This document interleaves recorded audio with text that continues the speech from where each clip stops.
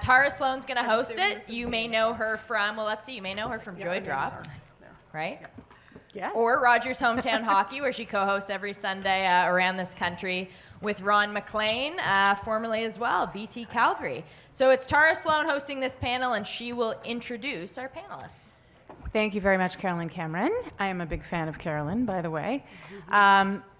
Thank you, everybody, for being here. I'm very honored. This is my first time at the conference, and in particular, really happy to be with this incredible group of women who are just an incredible group of humans. So, and what makes me particularly happy about being in this room is a lot of times we have these conversations at women's events, which is really important in terms of rallying the troops and coming together. But I think in order for us all to mobilize and feel empowered to work together and move forward, we have to have men sitting here too. So this is fantastic. Without further ado, I will introduce our incredible panel together here.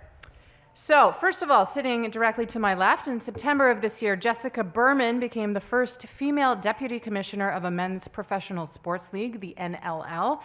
And the 13 years prior were spent at the NHL, first as the Deputy General Counsel, then as the VP of Social Impact and Growth Strategies, as well as the Executive Director of the NHL Foundation.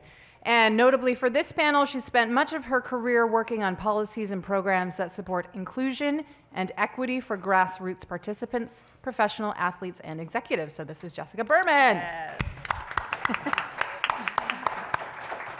Next up, an old colleague of mine, Ainka Jess is passionate about communications and empowering women and girls. She's combined her love of sport and over 12 years of communications and media relations experience to launch SheIS for Sports. It's a digital and events platform that gives women a larger voice in sports. Through her career, she's provided strategic communications and media relations support to various organizations, including the CBC, the City of Ottawa, PwC, and BMO. Ainka, welcome. And next up, a three-time Olympian helping backstop Team Canada to 2 golds and 1 silver medal. She is a 5-time world champion, a 2-time MVP, a Clarkson Cup champion, a Stanford University graduate in mechanical engineering, the co-founder of the CWHL, and the former general manager of the Toronto Furies, Sami Jo Small. Yes. I glassed it back. And somehow, Jillian, I have you, but It's okay. I'm coming after this trifecta. Oh, There's nowhere to go. You were supposed to be first. There you go. Jillian Svensson is a 20-year sports business professional who spent 13 of those years working with the Leafs, the Raptors, and the Toronto FC. She was the VP of Business Development for You Can Play, working with professional leagues, teams, and athletes in educating and advocating for the LGBTQ community in sport. And currently, Jillian is the Executive Director of SheIS, where she's turning her experience working in men's pro sports into impact for the women's sports world. So we have a lot of experience here at this panel. Yours is even better.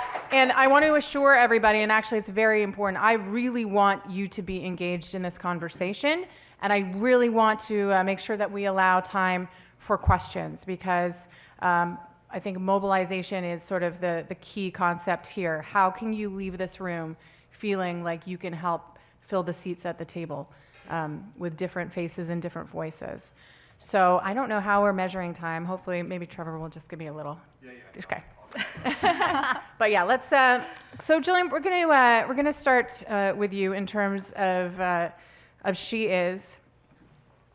What is it that SheIS is, and how are you helping the movement forward in terms of women in sport? So thank you, Tara. And as you can see, we brought the power. So we know we're right before lunch. We're going to fire you up, and then we're going to take you. Then you're going to walk out of here wanting to just be all of our best friends and supporting women like you've never supported women before. So SheIS, we're a nonprofit, and we've got every single women's pro league in North America at the table with us, from the commissioner level down, and the WWE, WBC, which is the World Boxing Council, World Surf, USTA, and all of their women's divisions. So when you talk about the decision makers in the women's sports movement, they are with SheIS. And we're about empowering the fan.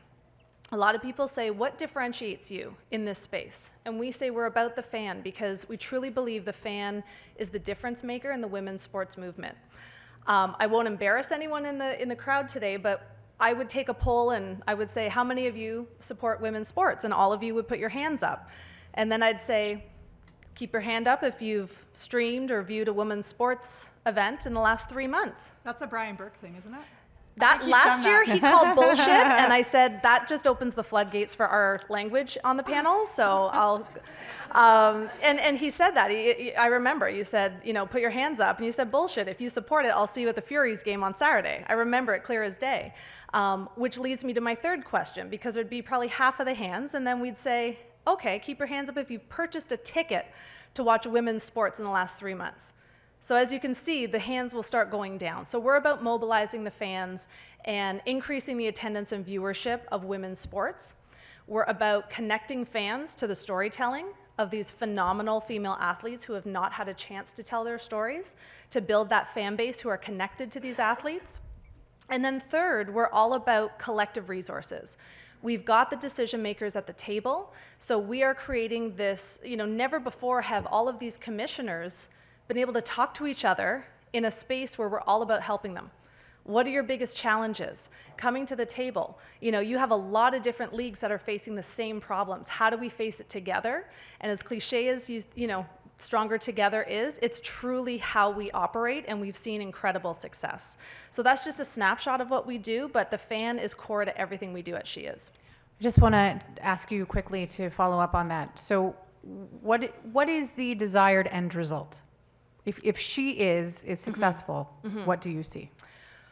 Oh, is that alphabetical or numerical? I got a list. Or as concise as possible in this particular venue. But. Well, I think it's a world where we don't have, where Jessica's the first and not the last, where we're not talking about the first, the second, because there's 50. It's just what it is in sport, and the investment in women's sports. We're not talking about, a lot of people say, oh, well, the WNBA players shouldn't be paid as much as the NBA players. And I'm like, hold on here. Let's talk about investment. Level of investment is where you have that conversation. You can't have ROI without the I. So for us, it's about raising that platform for women, the awareness, so that the conversation about investment and where the dollars are going, and then you can have the conversation about the division of funds and payment and that sort of thing. And also we always say for us to not exist, because we've done our work, that there's enough support out there where everything is sustainable, growing, thriving. We'd still be another iteration because I'm 43 and still need a job, but we would evolve as the landscape evolves, but for us, there's so much work to be done right now. Right. So, Jessica, I'll move to you because eventually, yes, it wouldn't perhaps stand out that you're the Deputy Commissioner of the National Lacrosse League, but right now it does. And you're the highest ranking executive woman in men's professional sports. What do you think your presence there means for the rest of the landscape when it comes to females in sport in the executive level? Thank you, and thanks for having me. A huge shout out to Trevor and Brian for not having stools without a panel in front, although I think all of us prepared for the worst. I do feel like I'm vertically challenged, so I'm like, I need a booster seat. So thank you for having me. I'm really happy to be here. From my perspective, my role comes with a lot of pressure, and I feel that pressure every day, not just because I have a good work ethic and take my career really seriously, but I'm very cognizant, certainly by the reaction to our announcement, that there's a lot of people watching how I do. And to me, it's less about the fact that I was hired and more about what I can accomplish. And I know that other employers, men's leagues, teams are watching to see whether in fact it's true what we all believe, certainly on this panel, and I hope many of you in this room, that bringing a diverse set of perspectives to the table will get you to a better outcome. Certainly the data supports that, and the most successful Fortune 500 companies surround themselves, CEOs surround themselves with differing perspectives. I'm really thankful to Nick Sikevich, who was on the panel earlier today, for recognizing that, and we certainly had very real conversations about that because I was suspected that people would pick up on this story, and while I was happy for the NLL to get a lift, because we need to be more relevant, from the fact that they were hiring me, I absolutely challenged him on the motivation for bringing me in and how he would react to me asking tough questions and challenging him doesn't mean that he has to listen to everything that I'm recommending, but it does mean that he has to be comfortable with debate and discussion. And I think for a lot of people in our industry who, by default, unfortunately, are more comfortable surrounding themselves with people who think like them, that's an uncomfortable space to be. Mm-hmm.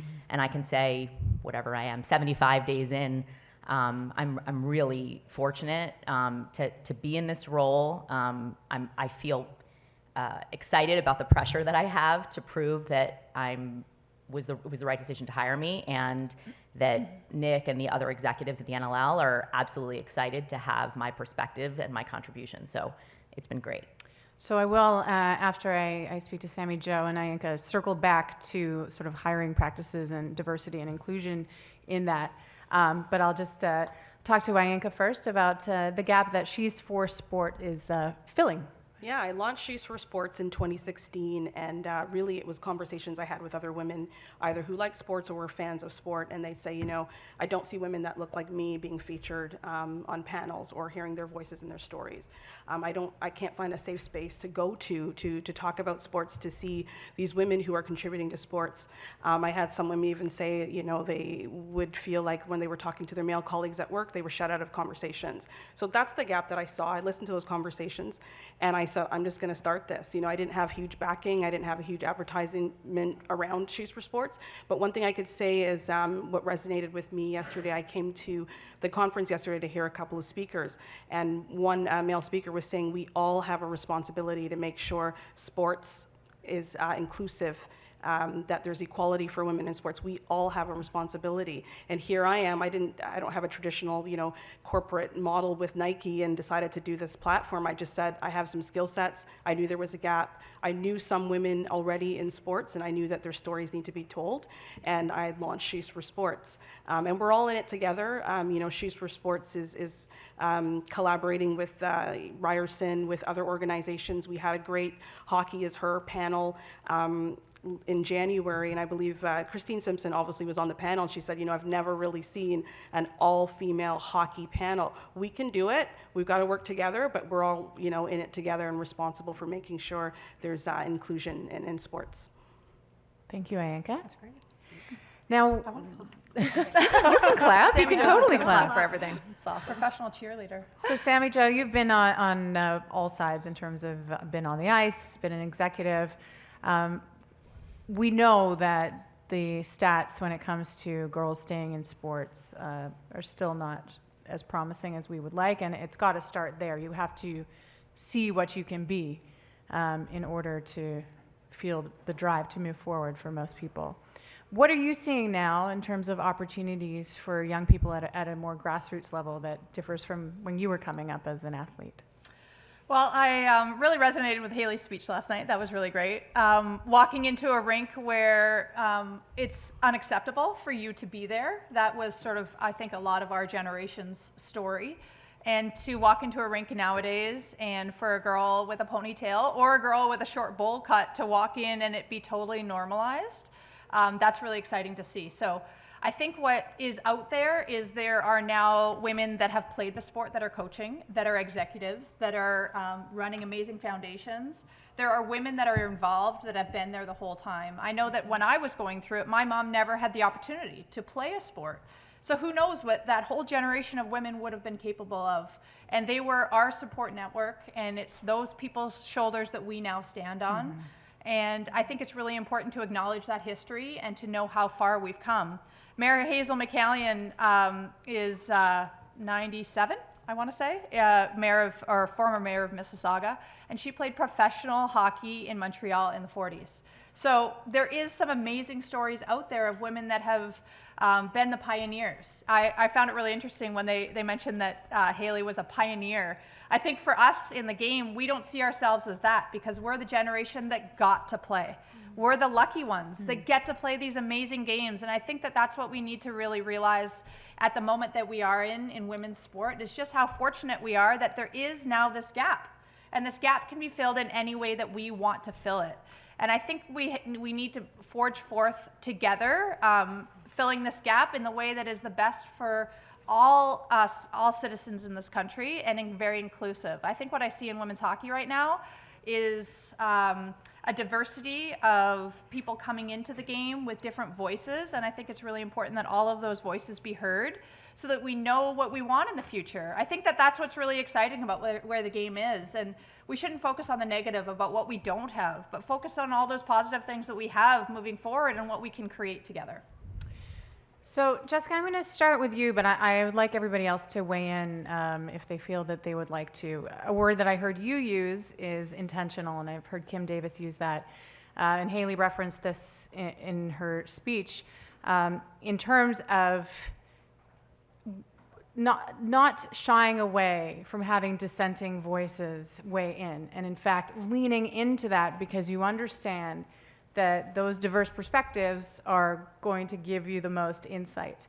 So you have to be intentional in hiring or picking or whatever it is that you're doing. At the same time, you said you're challenging your commissioner to make sure that he made the right choice. So first of all, where's the balance between being intentional, but picking the right candidates, diversity, inclusion, and we're not just talking about gender, we're talking about race, we're talking about age, we're talking about sexual orientation, we're talking about the whole spectrum, and then we can also move on to the importance of intersectional feminism, but that's big. But let's start with you, Jessica. From my perspective, and considering there's a lot of students in the room and those who are learning about the diversity inclusion space, I like to describe diversity as getting an invitation to the party and inclusion having fun at the party. And both are equally important. So you have to look at both your hiring practices and then your business practices. How are you convening executives, decision makers to get to the right outcome? And I think what it requires, particularly with my generation, I'm 42, and I feel like my generation's the pivot generation. The intentionality is, from my perspective, a mindset. It's being conscious of when and how you're contributing and how you are processing other people's feedback. And I think it's very easy to sit around a room of what I call bobbleheads. And We're the bobbleheads? We are now. do you want to agree with everything she of says, people who and a lot of this is subconscious, and I should disclose my mom's a psychologist, so I'm very interested in kind of the psychology behind this and organizational psychology. I think it's very subconscious that people seek out perspectives of those who will affirm their point of view.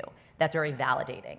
That builds your confidence, that makes you feel good about yourself. And I don't think for anyone, including me, and I'm guilty of it as well, I don't think for anyone it's intentional to be exclusive or to exclude anyone from a conversation, but it feels very comfortable. And I think for most of us, particularly in my generation and the generations before me, we were not really forced or challenged to put ourselves in those uncomfortable situations. And so that's the intentionality part. The intentionality is, I'm going to make a choice to show up in a different way. I'm going to make a choice to put myself in an uncomfortable situation where I'm actually listening, I'm asking questions, I'm listening more than I'm speaking, I'm seeking someone's perspective who I know is going to disagree with what I think or feel, and I'm going to actually consider it. I'm going to force myself to pause and consider it. And I think other factors are at play here, not just how we were trained to seek affirming perspectives, but also the way business has evolved to seek immediate gratification. There's not a lot of space for the pause. And I think that hurts inclusion, frankly, because we're all being measured on how much, excuse my language, shit we get done in a day. Yeah. And is that quality or is that quantity? And I think a lot of systems need to be shifted in order to measure the quality so that we give ourselves permission to pause and be less focused on the quantity of shit we get done. Amen. What did you say? He's offended. You're offended. Only once? Okay, well, then let's move on to the well, first of all, I wanted does to anybody, add something to that. So one of my colleagues works for the San Jose Sharks. And she was telling me, and I know that we've interviewed her, we had her on our panel before, that, you know, she works on the business intelligence side, and she said, I'm always looking through the applications when we're hiring someone and crossing my fingers that a woman has put her application forth. We know, and there's research that says that, you know, a woman would probably not apply for something if she didn't feel she had 100% skill sets or experience to do the job, while as a male would probably, you know, he'd have 50% of the skill sets and apply anyway. So I'd like to encourage, you know, young students or those who are trying to get into sports management or in the sports world who are women, apply for these jobs. There are no barriers. Apply, see what happens, invite people out for coffee who may be in a role like that, get a better understanding of the role, but participate and put your applications forth. And yesterday, surprisingly, I was only here for a couple of hours, but I didn't really notice a lot of women asking questions. So even today, participate. Get behind the mic and ask a question if you have one. Does anybody else want to weigh into that particular concept? I do think we should also bring sort of intersectionality into this discussion, because I think, you know, as women, we're making headway, and there may be factions left behind. So when you talk about feminism, I think you have to bring in the concept of intersectional feminism, bringing people who are left out of the conversation along. Yeah. Maybe Jillian, you could speak to that. Yeah, I'm chomping at the bit. When When I start like doing this, just know that I got something to say. I'm going to start with where our SheIS team is. We're 4 people, and of the 4, we have 1 woman of color. We've got 2 who identify as being part of the LGBTQ community, and we have 4 generations. 4 generations. You should hear our conference calls. They're lively, because there's 4 different perspectives of lived experience, professional experience at the table, all wanting for us to be successful and do the right thing, the right way. And what is the right way? Well, it changes. And unless you have the voices at the table to challenge you, to what Jessica was saying, you know, like to the bobbleheads, I have no interest in bobbleheads. They're cute, but they're clutter and they're tchotchke, and I have to dust them. So to me, I want people at the table who are gonna really tell me I'm wrong, let's fight, let's have that conversation, but let's end at the right decision. And when I look at sport, we're being very intentional in terms of, you know, it's called SheIS. Sports is very binary. And my you know, experience with You Can Play, as we know, gender is a spectrum. But right now, sports is binary, so we're mirroring that. There's a lot of work still to be done in the women's sports space. We're trying to be very intentional by partnering with Chris Mosier, who's an internationally renowned trans athlete and advocate, who actually helped change the IOC policy on trans women in sport, trans athletes in sport. You don't have to know all the answers, but you have to be that active ally to say, I don't know this space, but I have to bring the right people to the space. You know, I always say I'm an ally to the LGBTQ community, but it doesn't help if the only thing I do is march in Pride every year, which I do, but what am I doing 364? I don't have all the answers, so I need to bring those answers and those resources to the table. So when we're talking about that intersectional nature, be comfortable not being comfortable. You know, if you're comfortable, you're for sure missing out on something, and just put your ego in check and know that there's something you're probably missing and could do better with other voices at the table. So that's where I'll leave that, because I could go a lot longer. But. I think it's inclusion in a lot of vastly different ways. I have a 4-year-old daughter who hates hockey and loves princess dresses. And it's really hard for me, because I think I'd be okay if it was my son. I would be okay including him and encouraging him to explore the other side of himself. But with my young daughter, it's really difficult. And I think it's really made me realize that we need to include all the voices and all the sports. One of my best friends is a synchronized swimmer, and you know, I used to think they wear all this makeup and they must be, you know, so different from me. But the reality is, we went to breakfast and we're all in our sweatpants hanging out, and these women in all of these different sports train and work so hard to be the best that they can be. And we're very fortunate, or I'm very fortunate in the sport of hockey, to get some recognition behind what we do. But there are so many women that ultimately, what is this all about? This is all about being fit and active and encouraging our whole society to be an active society. That's what sport is. So we have the role models, we have the kids doing it, and then we have all of these women in between that I think we have to include their voices. And maybe they're the ones like Jillian that are ready to come to the table, fighting and fiercely there. And maybe they're the ones sitting in the background with that little princess dress on that just want to have their little voice heard too. So I think it's important to include everybody. Well, Sami Jo, we have you here, and I think obviously, I don't know if it's the elephant in the room, but we should mention obviously that women's hockey is in a different state than it has been. What happened? You had no idea. But rather than, and questions may come up later, but let's talk about reasons for optimism, or what would make you feel optimistic moving forward about the women's game? Well, I think Haley's speech last night made me optimistic. I think I see a lot of really positive things. The commercial that just came out recently, I think was a positive step. While I personally thought it was a little dark, and I thought that it was a little negative. As women, we shouldn't be in the background feeling sorry for ourselves. That's my personal opinion. That we should be celebrating the things that we have done and celebrating these amazing women and what they have already accomplished. And that's what I really want to celebrate moving forward and try to really galvanize the women's hockey community so that we can work together. There is a league that exists, and I think that that's the elephant in the room that a lot of the current sort of Canadian landscape does not talk about. But how do we get those two factions to work together?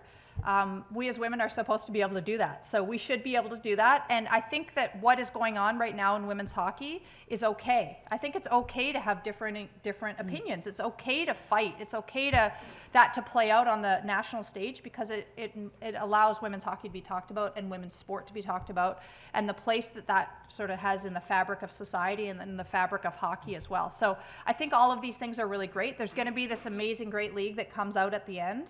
And we're going to have a couple years of a pretty rough ride, a roller coaster ride. But ultimately, I think it's about hearing all those different voices and ensuring that what we have at the end is this amazing league that showcases amazing women of diverse backgrounds. Hear, hear.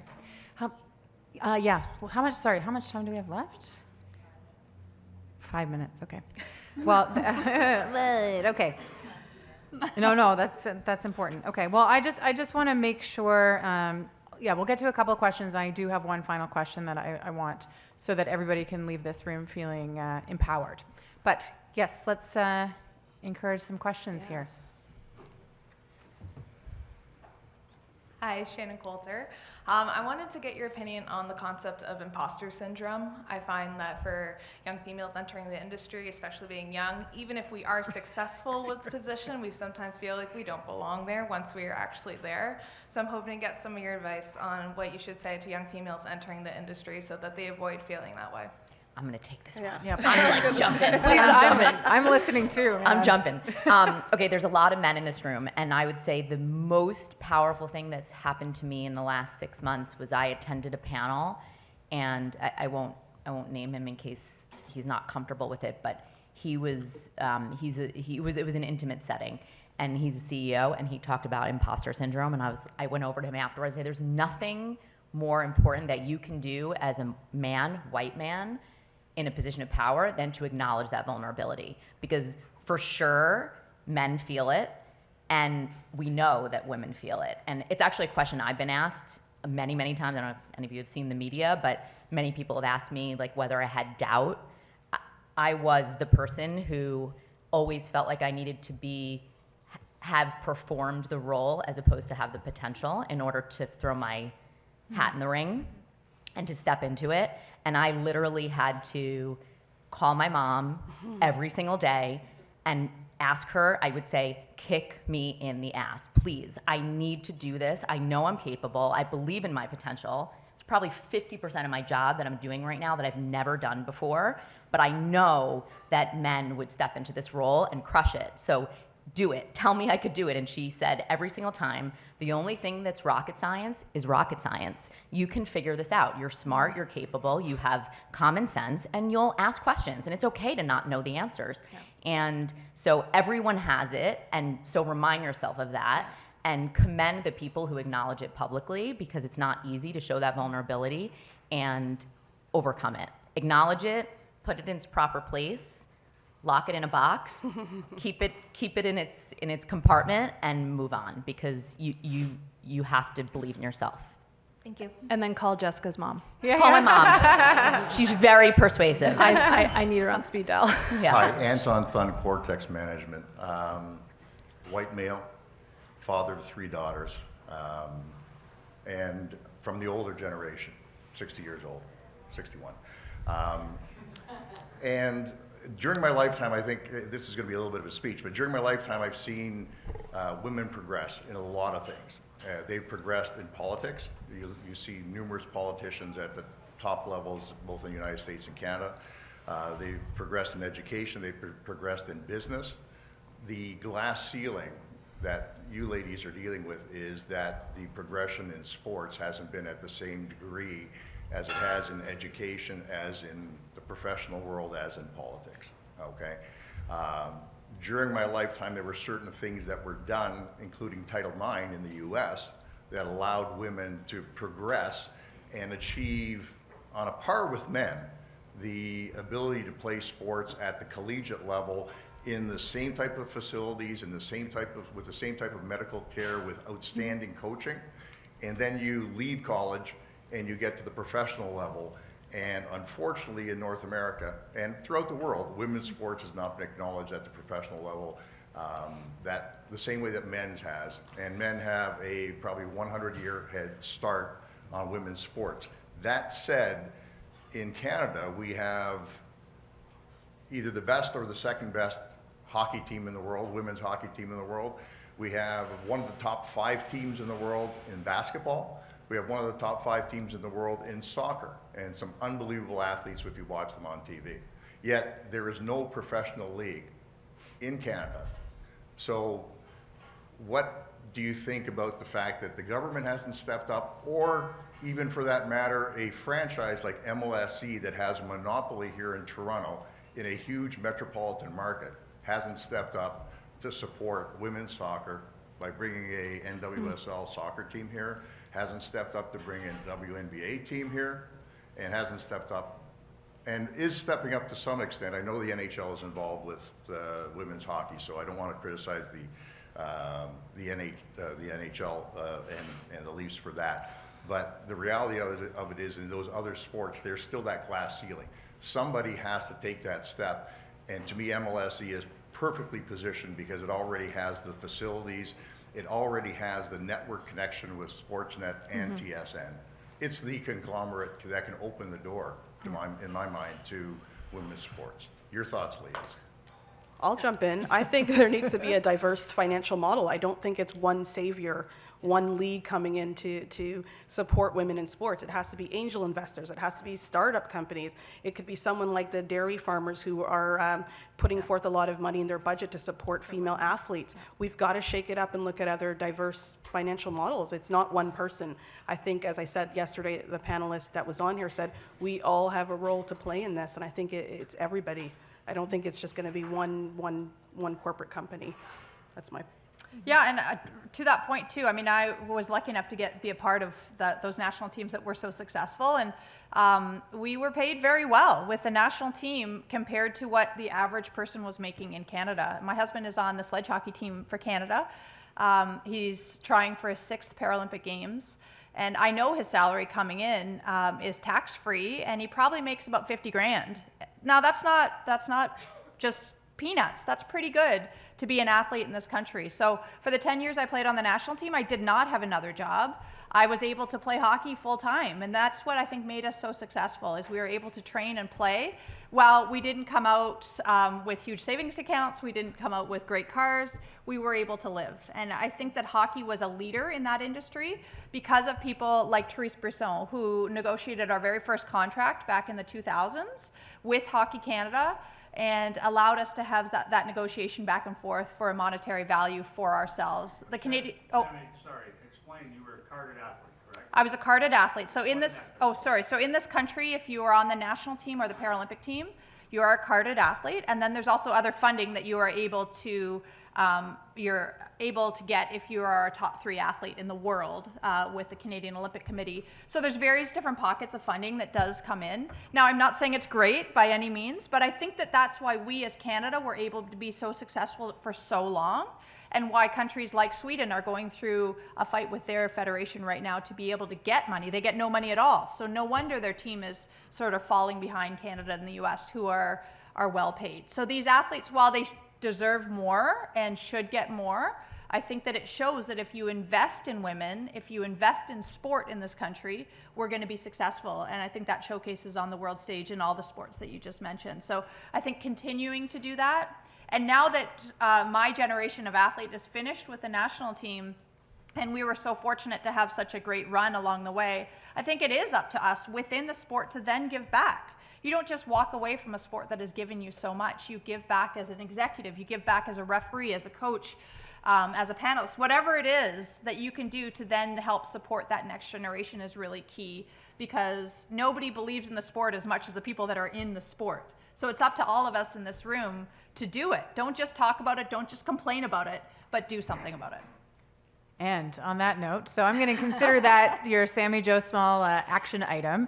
And so I'll just ask the rest of the panel just to quickly wrap up, but let's leave everybody here with something to keep in their mind, something that they can do actively to move this forward. So number 1, follow all of us on social media. It sounds, no, it sounds trivial, but women are underrepresented and followed on social media. So if everyone on your Twitter feed looks and sounds like you, A, boo. B, diversify yourself, be better, know better, learn more. But follow not only us personally, but also our business interests, okay? Because that's also another step.